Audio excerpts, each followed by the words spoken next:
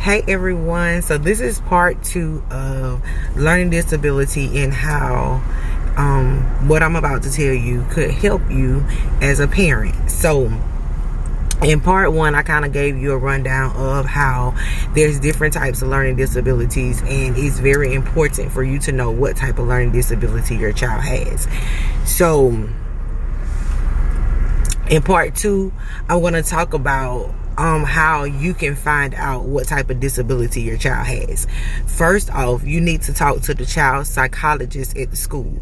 You need to see if they're licensed to even conduct that type of testing. A lot of times child psychologists at the schoolhouse are not licensed to be able to give a specific. That's why when they do your child's IEP, they're only giving you the generic. They're telling you that it's the basics. They telling you your child has a learning disability, but they're not pointing out the specific learning disability.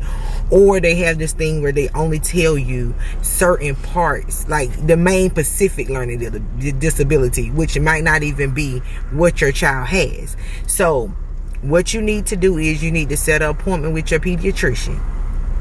Once you set an appointment with your pediatrician, you need to talk to your pediatrician about the different things that you see in your child so that y'all can come to a conclusion that your child may have XYZ type of learning disability. Like for me, my child has dyslexia. What my pediatrician told me on yesterday was most parents or most teachers don't catch a specific learning disability until the 3rd grade. Do you not know if your child is behind in reading, catching it in the 3rd grade is failing your children?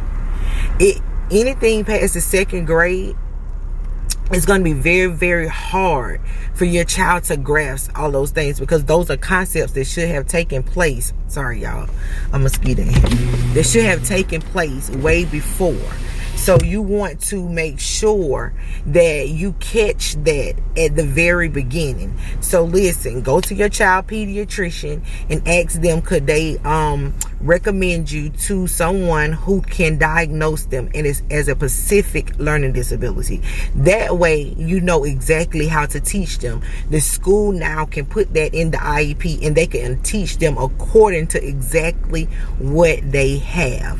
This is part 2. I'll be back with part 3. Y'all have a wonderful day.